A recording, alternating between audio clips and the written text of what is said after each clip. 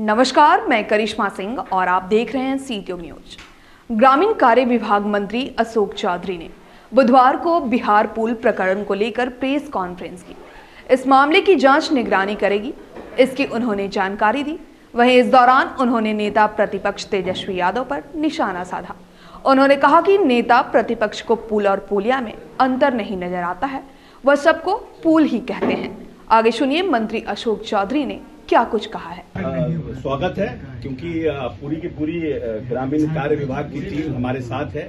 हमारे एसीएस साहब भी हैं, हमारे जो एडिशनल सेक्रेटरी, विशेष सचिव, स्पेशल सेक्रेटरी हमारे साथ हैं, हमारे दोनों इंजीनियर इन चीफ हैं।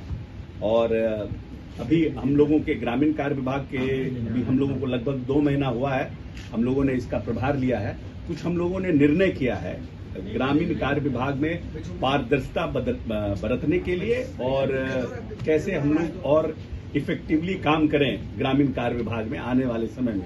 बहुत से लोग इस विभाग में पहले भी थे और उनका भी काम अच्छा रहा है, लेकिन फिर भी हम लोगों ने उस कार्य को और ज्यादा ट्रांसपेरेंट करने के लिए कुछ अच्छे निर्णय ग्रामीण कार्य विभाग में लिए हैं। तो आज उसको हम लोग बताने के लिए और उसको आपसे शेयर करने के लिए आप सब लोगों को हमने यहाँ पर आज आग्रह किया है। जैसे हम लोग आए थे तो हमारे यहाँ 2-3 ब्रिजेस, जो हमारे ब्रिजेस थे, जो ग्रामीण कार्य विभाग के ब्रिजेस थे, वो गिर गए थे। और खास करके अररिया में जो ब्रिज था, जिसका काफी वीडियो वायरल हुआ था, और वो ब्रिज ऐसे कोलैप्स किया जैसे लग रहा था कि कोई लकड़ी का कोई पुल बना हुआ हो, वैसे कोलैप्स किया था, जो वीडियो हम लोगों ने देखा। और हम अपने एसीएस साहब को धन्यवाद देते हैं कि तुरंत कार्रवाई करते हुए उन्होंने वहां पर जो हमारे पदाधिकारी जो लोग थे, जो उस पुल के निर्माण में इन्वॉल्व थे, उन सब लोगों को हम लोगों ने तत्काल निलंबित किया था। और आईआईटी और एनआईटी की टीम के साथ साथ विभाग के जो टेक्निकल टीम थी, उसके साथ हमने उसका सर्वे करवाया था कि भाई आखिर में इतनी बड़ी दुर्घटना कैसे हुई। और उसके जांच के उपरांत में ये पाया गया कि वहां कहीं न कहीं जो गुणवत्ता थी उसको बहाल नहीं किया गया था और कहीं न कहीं उसमें कुछ कमी थी। और इसको देखते हुए हम लोगों ने ये निर्णय किया, जो रिपोर्ट्स उनके आए उसमें ये रिपोर्ट्स में आया कि कहीं न कहीं कुछ न कुछ समस्याएं हैं और कुछ खराबियां हैं, लेकिन उसमें बहुत स्पष्टता नहीं थी। उस निर्णय में उनका जो जांच आया उसमें बहुत स्पष्टता नहीं थी।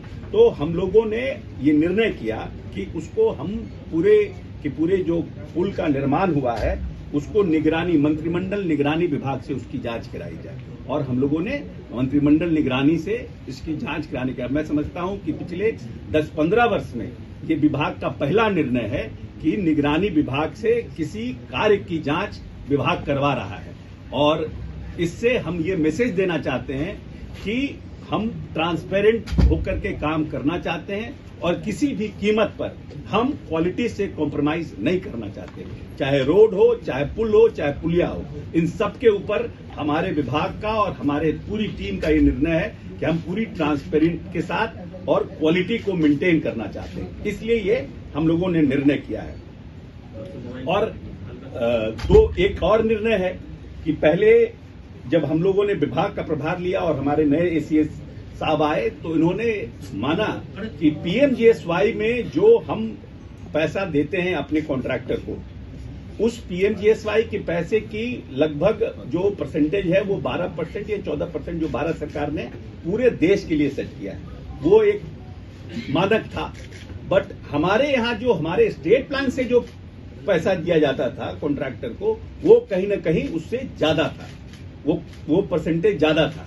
तो एसीएस ने कहा, एसीएस साहब का ये निर्णय हुआ कि भाई जब विभाग एक है, काम एक है, तो ये दोहरा जो मापदंड है ये नहीं होना चाहिए। और इसलिए उन्होंने इसमें प्रपोजल हम लोगों को दिया बातचीत करने के बाद कि एक रूपता होनी चाहिए। और हम लोगों के स्तर से ये निर्णय हुआ कि ये सही है कि एक रूपता के साथ, तो हम लोगों ने जो पीएमजीएसवाई जो भारत सरकार का मानक है, जो देश भर में लागू है, उसको हम लोगों ने स्टेट प्लान में लागू किया। ये अभी का निर्णय है। पहले जो लोग थे, इसके पहले उन लोगों के नजर में ये बात आई, क्यों नहीं आई, ये सब विषय डिफरेंट है। लेकिन जैसे ही हम लोगों के नजर में आया, हम लोगों ने इसमें सुधार करने का काम किया। तीसरी बात है कि हमारा विभाग ऑनलाइन हो चुका था, बाकी विभाग भी ऑनलाइन थे, लेकिन ऑनलाइन होने के बावजूद बहुत से कुछ ऐसे थे जिनको हार्ड कॉपी में सबमिट करना पड़ता था, जैसे बीजी हो, एफिडेविट हो, ये सब हार्ड कॉपी में जमा करना पड़ता था।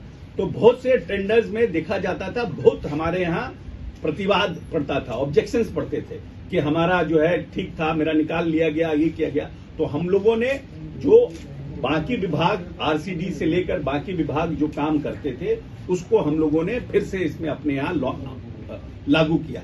मतलब कि हमारे यहाँ अब तक जो ऑनलाइन प्रोसेस थे वो 75% ही लागू थे, 30% वो ऑफलाइन ही था। तो उस ऑफलाइन से ऑपरेट करने में लोगों को कहीं ना कहीं निचले स्तर में उसको मौका मिलता था, और उससे हमारे यहाँ केसेस जो है, प्रोसेस ऑफ टेंडर डिस्पोजल जो है वो बहुत प्रोलॉन्ग हो जाता था। तो इससे लिए माननीय एसीएस ने अपने जो टेक्निकल टीम के साथ बैठक करके उसको भी उन्होंने क्लियर किया कि नहीं, हम पूरी तरह से 100% इसको हम ऑनलाइन करेंगे। तो इससे है कि डिस्पोजल ऑफ टेंडर्स फास्ट हो गए। दूसरा है कि जो हमारे यहाँ जिस तरह से ऑब्जेक्शंस पड़ते हैं, जो परिवाद पड़ते हैं, वो परिवाद जो है हमारे यहाँ कम पड़ेंगे, जिससे हम फास्ट डिस्पोजल कर सकेंगे। इसके बाद जो डीपीआर बनाने के लिए भी हम लोग एक डिफरेंट प्रोसेस प्लान कर रहे हैं। MIS के माध्यम से, मोबाइल ऐप के माध्यम से वीडियोग्राफी करा के ड्रोन से कि हमारे कहाँ क्या है। हमारे यहाँ समस्या ये है कि हमारा डिपार्टमेंट के पास लगभग 40% to 50% रोड जो है मेंटेनेंस में, इनको हम रोड बनाने के साथ 5 साल का मेंटेनेंस पॉलिसी देते हैं कि आपको रोड मेंटेन करना है। लेकिन हम लोग देखते हैं कि जैसे 5 साल खत्म हुआ वो रोड खराब हो जाता है। तो इसका मतलब कि वो रोड 5 साल दूसरे तीसरे साल के बाद से ही लोग रोड मेंटेनेंस करना बंद कर देते हैं। तो उसको मॉनिटर करने के लिए हम लोग AI टेक्नोलॉजी और सबके माध्यम से एक सिस्टम तैयार कर रहे हैं, जिससे कि हम मेंटेनेंस रोड का भी भविष्य में मॉनिटर करेंगे, और साथ साथ हम जो हमारे रोड बन रहे हैं उसका किस तरह से हम उसको मॉनिटर कर सकें, उसकी क्वालिटी क्या हो, उसको भी देखने का हम लोग प्रयास कर रहे हैं कि उसको हम लोग भविष्य में उसको किस तरह से हम करें। उसके लिए हम बाकी लोगों से भी चर्चा कर रहे हैं, बाकी प्रदेशों में किस तरह से काम हो रहा है उसको भी हम लोग देख रहे हैं, सो दैट कि हम लोग MIS पर पूरी तरह से वीडियोग्राफी को देख सके, और प्रदेश में कोई भी व्यक्ति जो डिपार्टमेंट में हमारे लोग हैं वो उसको हमको देख सकते हैं। अभी हम लोगों ने लगभग 905 तकनीकी पर्यवेक्षक को हमें लेना था, जो हमारे यहाँ, क्योंकि हमारा स्ट्रेंथ जो है वो काफी कम है और हमारे पास काम का प्रेशर बहुत ज्यादा है, तो हमारे पास जो हैंड्स हैं वो कम थे। तो अभी हम लोगों ने 950 हम लोग को टेक्निकल जो पर्यवेक्षक थे, जिसको हम लोग एक जेई का जो प्रभार हम लोग देंगे, उसके लिए हम लोगों ने लोगों को बाहर से आउटसोर्स पे मंगाया था। तो वो आउटसोर्स पे जो लोग आए उसमें हम लोग लगभग 240 लोगों को हम लोगों ने जांच पड़ताल करके उनको हम लोगों ने ऑलरेडी कहीं ना कहीं उनकी नियुक्ति प्रक्रियाधीन है, वो प्रोसेस में है। वो 1 अदर वीक 10 डेज में उन सबको जिम्मेवारी दे दी जाएगी, और जो बाकी जो बचते हैं लोग 950 में, उनको भी हम लोग जल्द से जल्द ऑन बोर्ड लेना चाह रहे हैं। और जो लोग पहले से हमारे यहाँ असिस्टेंट इंजीनियर थे लेकिन उनका एक्जीक्यूटिव इंजीनियर में ऑलमोस्ट प्रमोशन की स्थिति में थे, उन लोगों को हम लोगों ने जून में पोस्ट किया है। जेई से जो लोग एई बन गए हैं लेकिन अभी भी वो जेई हैं, उनको भी अब उनका है, क्योंकि हर कोई चाहता है कि भाई हम रिटायरमेंट से पहले हमको प्रमोशन हो जाए, कि हम कहें कि भाई I retired as a assistant engineer. तो वैसे लोगों को भी हम लोग बहुत जल्द प्रमोशन देना चाह रहे हैं, सो दैट कि जैसे ही हमारे टेक्निकल जो पर्यवेक्षक की जो हमारा है उसको हम लोग ले लें। और साथ साथ हम ये भी प्लान कर रहे हैं कि जो रिटायर्ड निकट भविष्य में जो लोग हमारे जेई हुए हैं उनको भी हम आउटसोर्स पर लेने का व्यवस्था करें, क्योंकि उनको लेने के लिए बहुत प्रक्रिया हमको अपनाना नहीं पड़ेगा, वो जल्दी से जल्दी हम ले सकेंगे। तो उसको भी करने का प्रयास हम लोग कर रहे हैं, उसका भी हम समझते हैं हफ्ता 10 दिन के अंदर निर्णय हो जाएगा। जो लंबे समय से हमारे यहाँ चुनाव के में जनवरी फरवरी में हमारे यहाँ जो टेंडर्स हुए थे, उसके बाद चुनाव की घोषणा हो गई और टेंडर का निष्पादन नहीं हो पाया था, तो बहुत से लोगों ने बहुत सी चर्चा की थी, उसका भी निष्पादन बहुत तेजी से हो रहा है। और हम समझते हैं कि अनदर वीक 10 डेज में जो हमारे यहाँ टेंडर्स पेंडिंग थे उनका भी निष्पादन हो जाएगा, और जो टेंडर्स में समस्याएं हैं उसको अब जो एसीएस की अध्यक्षता में जो हमारी कमेटी है उसकी जांच करेगी और उसको रिटेंडर करके जो भी प्रावधान होगा वो किया जाएगा। अभी बहुत पहले हमारे विभाग में डिसेंट्रलाइजेशन किया गया था, जिसको बोलते हैं कि पूरे विभाग को एक नए तरीके से बनाया गया, जिसमें 2 इंजीनियर इन चीफ बनाए गए थे और लगभग 4 चीफ इंजीनियर थे, उसको 8 चीफ इंजीनियर बनाया गया था और ऐसी हमारे 30 थे, उनको हम लोगों ने 40 किया था। तो ये सब प्रक्रिया भी हमारे यहाँ लंबित थी, फाइनल नहीं हुआ था। निर्णय हो गए थे लेकिन फाइनल नहीं हुआ था। इसको भी हम लोगों ने एक हफ्ता पीछे इसको हम लोगों ने इसको फाइनल किया है कि अब हमारे यहाँ इंजीनियरिंग चीफ 2 हैं, जो निर्णय पहले का निर्णय था उसको हम लोगों ने इम्प्लीमेंट किया है। अभी लगभग हम 7,000 किलोमीटर रोड एमआर के और 3,000 किलोमीटर रोड एनडीबी के जो हमारे टेंडर्स हो रहे हैं, उसमें हम 10,000 किलोमीटर रोड लगभग इस टेंडर के डिस्पोजल से बनाने का काम प्रक्रिया शुरू करेंगे और आने वाले समय में लगभग 7,000 एनडीबी के और 12,000 हमारे मेंटेनेंस के रोड, लगभग 7 उसको हम लोगों ने इम्प्लीमेंट किया है।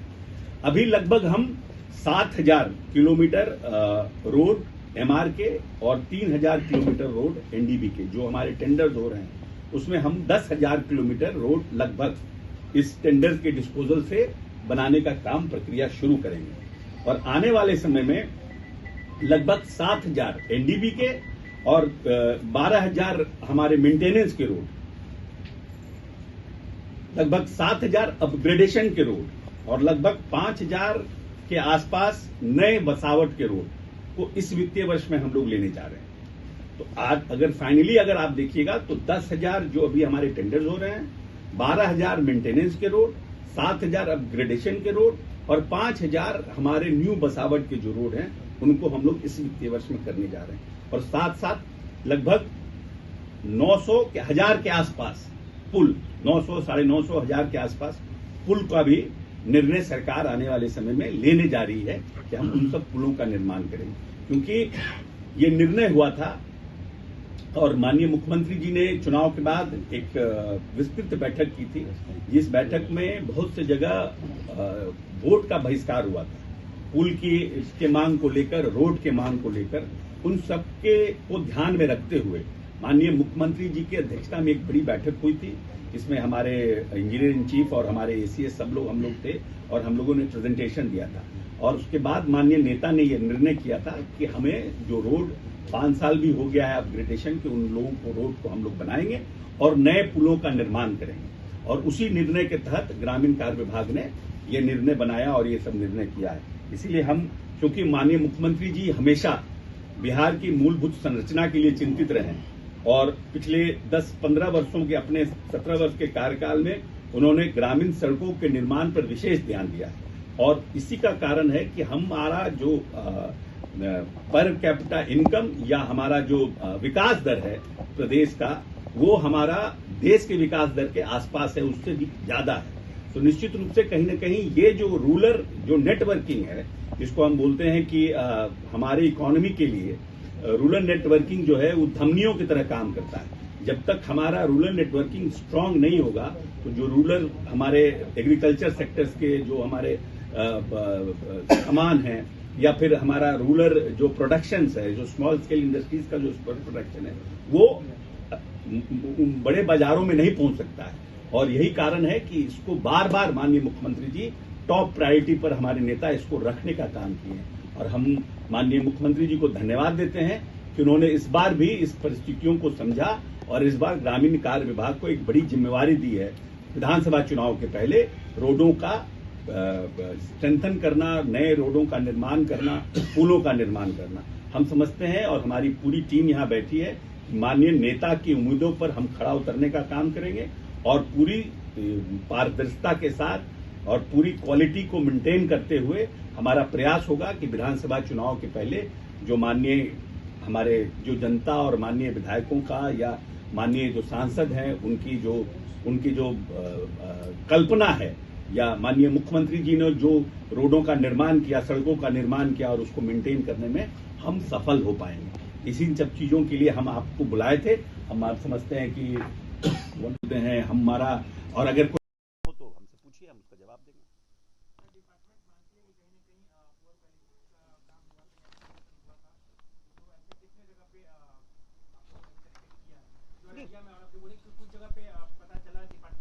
नहीं, यहाँ देखिए, एक है कि ये कंफ्यूजन कभी नहीं रहना चाहिए कि हमारे ही सब पुल गिर गए, ऐसा परसेप्शन बनाने। जो पुल है वो पुलिया भी है। माननीय नेता प्रतिपक्ष को शायद पुल और पुलिया के बीच में उनको ज्ञान नहीं है, इसलिए हर चीज़ को वो पुल ही मानते हैं। पुल का स्ट्रेंथ क्या होता है, क्योंकि टेक्निकल मंत्री रहे हैं, उनको जानकारी होना पुल और पुलिया में फ़र्क है।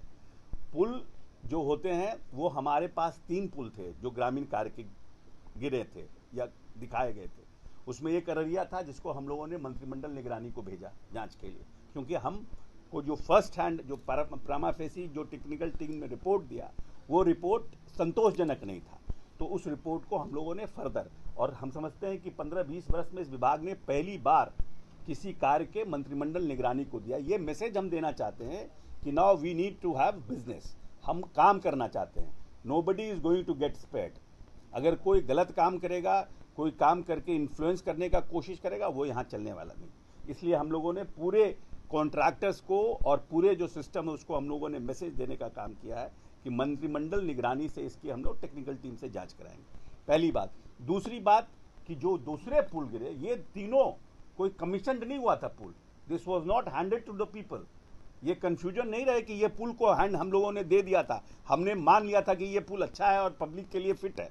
हम लोगों ने कमीशनड नहीं किया था ये पुल को पब्लिक को, ये अंडर कंस्ट्रक्शन पुल है, ये ध्यान रखिए, ये पुल अंडर कंस्ट्रक्शन था। और जो दूसरे जो 2 पुल गिरे हैं, जो गिरा है, उसमें सेंटरिंग का प्रॉब्लम था और उसमें एक जगह तो लोकल लोगों पर एफआईआर हुआ है कि लोकल लोगों ने लेफ्ट और राइट कराने के चक्कर में सेंटरिंग को गिरा दिया। वो एफआईआर, वो जांच का विषय है, वो भी जांच हो रहा है। तो सेंटरिंग तो किसी का कभी भी गिर सकता है, वो that is not a big thing. वो बदमाशी भी हो सकती है, पुअर क्वालिटी भी हो सकती है, या फिर कोई समस्या हो सकती है। और तीसरा जो है, जो सेंटरिंग गिरा है, वो क्योंकि एक बैक फ्लैश फ्लड आ गया उस नदी में, उसके चलते गिरा है। तो ये जो एक भयावह स्थिति नेता प्रतिपक्ष दिखाने का कोशिश कर रहे हैं प्रदेश में, मुख्यमंत्री के कार्यकाल में लगभग 2 लाख से ऊपर पुल गिरे हैं, बनाए गए हैं। 2 लाख से ऊपर पुल बनाए गए हैं। एक भी पुल का बता दीजिए कहीं पर ऐसे इस तरह का जो कमीशन हो गया हो पुल और उसकी हालत खराब हो गई हो, गिर गई हो। और जो 12 साल 15 साल पुराना एमपी फंड से बना हो, एमएलए फंड से बना हो पुल, जो 10 लाख 15 लाख में पुल बनता हो, वो पुल कहीं गिर गया हो बरसात में, तो उसको भी इसी में इंक्लूड कर रहे हैं। He is trying to make it कि भाई ये बहुत भारी जो है यहाँ पर देश में बिहार की छवि को खराब करने की कोशिश कर रहे हैं कि माननीय नेता के कार्यकाल में बहुत छवि खराब हो गई है। तो आप भी तो 1.5 साल मंत्री थे इस विभाग के, why you have not acted on that?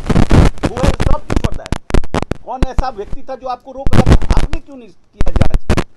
और इस घटना के बाद हम अपने नेता को धन्यवाद देते हैं कि सबसे पहले माननीय नीतीश कुमार ने मीटिंग करके सभी विभागों के विभागाध्यक्ष के साथ बैठक करने के बाद उन्होंने यह निर्णय किया कि हम पूरे प्रदेश के सभी पुलों के, चाहे वो जल संसाधन का हो, ग्रामीण कार्य का हो, चाहे वो आरसीडी का हो, उन पुलों का हम हेल्थ कार्ड बनाएंगे और मेंटेनेंस पॉलिसी लाएंगे। यह माननीय नेता नीतीश कुमार का निर्णय है कि अभी तक जो पुलों का मेंटेनेंस कार्ड नहीं बनता, हेल्थ कार्ड नहीं बनता था, उनका हम हेल्थ कार्ड भी बनवाएंगे, उनके लिए मेंटेनेंस पॉलिसी भी लाएंगे। और सभी विभागों को उन्होंने निर्णय दिया है, कहा है कि आप अपने अपने पुलों के हेल्थ कार्ड, और जो सुप्रीम कोर्ट का आदेश आया जिसके ऊपर इतना लोग हाय तौबा बना रहे हैं कि सुप्रीम कोर्ट का लगा लथार और सुप्रीम कोर्ट ने कहा, हम तो सुप्रीम कोर्ट के न्याय का जो निर्णय हुआ है, ऑब्जर्वेशन हुआ, उसका हम स्वागत करते हैं कि सुप्रीम कोर्ट भी एटलीस्ट इस तरह के निर्णय दे रहे हैं जिसको माननीय नेता ने ऑलरेडी 25 दिन पहले अपने बैठक करके उन्होंने निर्णय दे दिया है। उसी चीज को सुप्रीम कोर्ट ने इंडोर्स किया है। इट मींस दैट जो सुप्रीम कोर्ट सोच रही है उस पर माननीय नेता पहले से काम कर रहे हैं।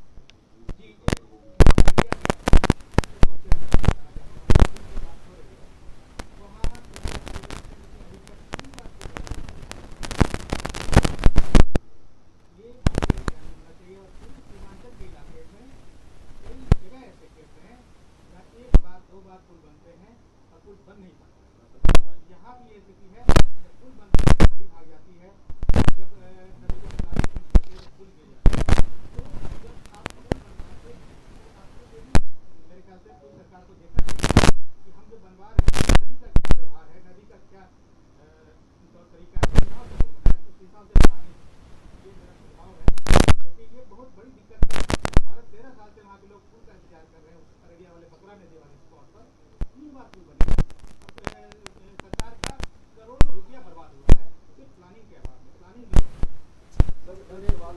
नहीं, लेट हिम कंप्लीट दिस। एक मिनट, ये आपने जो बात बताया उसका हम केवल ये बताते हैं कि जो आप बात बोल रहे हैं वो सही है कि वहाँ पे साइट के हिसाब से जो पुल की लंबाई होनी चाहिए थी वो नहीं दी गई है। पहली बार भी जब पुल बना था वहाँ पर, जो पुल निर्माण निगम ने बनाया था, जिस हिस्से में उन्होंने पुल बनाया था वहाँ पर कम्प्लीटली खेत बन गए हैं, नदी वहाँ से काफ़ी दूर चली गई है। तो पुल जब इन्होंने बनाना शुरू किया था तब ये बात सही थी कि नदी का पानी वहाँ पर था, और ये पुल भी जब बनना शुरू हुआ है, इस पुल के बनते बनते नदी काफ़ी दूर चली गई है। तो प्लानिंग की दिक्कत है कि नदी बनाते समय उस नदी का जो मेंडरिंग नेचर था उसको नहीं ध्यान में रखा गया था, जो माननीय मंत्री महोदय ने बताया कि इसीलिए हम लोग, क्योंकि ये सारे प्लानिंग, ये जो डिटेल प्रोजेक्ट रिपोर्ट होते हैं वो कंसल्टेंट बनाते हैं, और कई बार ये पाया गया है कि बाद में देखा जाता है कि कंसल्टेंट ने सही ढंग से डाटा नहीं दिया। तो इसलिए अब हम लोगों ने MIS के थ्रू और उसके लिए एक ऐप डेवलप किया गया है। उसमें कंसल्टेंट को जब वर्क अवार्ड किया जाएगा उसके बाद से उसको जितने इन्वेस्टिगेशन करने हैं वो सारे इन्वेस्टिगेशन की रिपोर्ट और उन इन्वेस्टिगेशन करते समय उसका फोटोग्राफ और वीडियो वो उस पर अपलोड वो करेंगे, तभी वो अपने DPR सबमिट कर पाएंगे। इसीलिए ये व्यवस्था की गई है ताकि भविष्य में इस तरह की परेशानी नहीं हो कि हम केवल आर्टिफिशियली एस्टिमेट को कम करने के लिए हम कम चौड़ाई लेकर